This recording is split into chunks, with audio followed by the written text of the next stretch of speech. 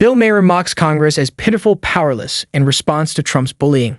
In his typical satirical style, Bill Maher, during his Friday night monologue on Real Time, took aim at several prominent figures, notably Donald Trump and Elon Musk, while expressing a mix of frustration and humor over the state of American politics.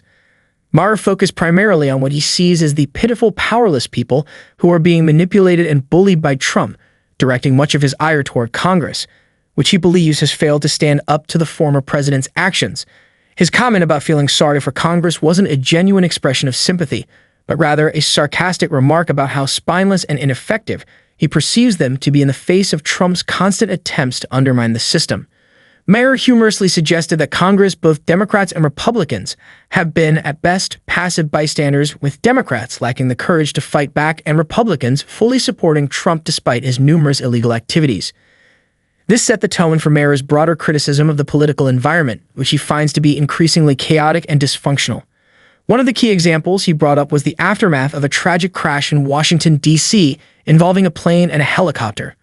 According to Maher, the response to the disaster was as predictable as it was misguided.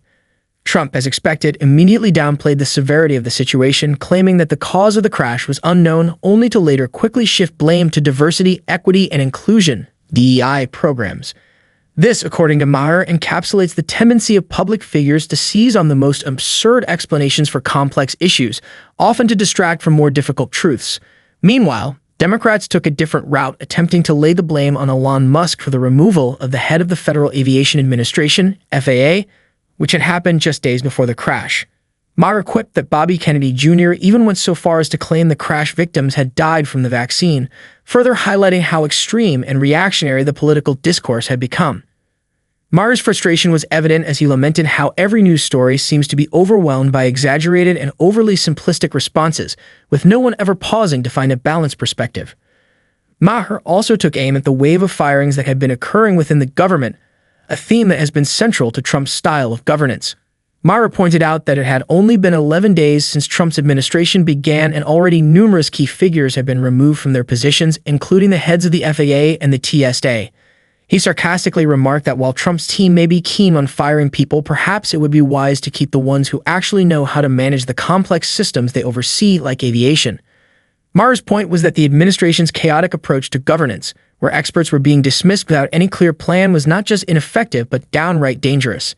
He joked that it seemed like Trump was actively trying to dismantle the government from the inside, as evidenced by how some officials were reportedly offered large sums of money to quit, further amplifying the sense of dysfunction. On top of this, Maher mocked Elon Musk's management style at Tesla and Twitter, drawing attention to an email Musk allegedly sent to his employees.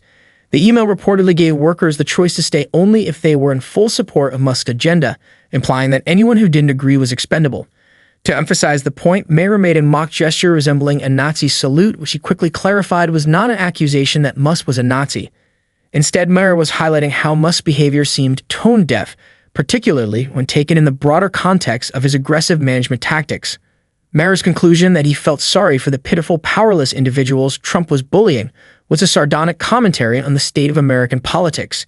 He wasn't truly expressing sympathy for Congress, but using the line as a way to underline how the institution had become so ineffective under Trump's influence, with many members seemingly unable or unwilling to resist the pressure.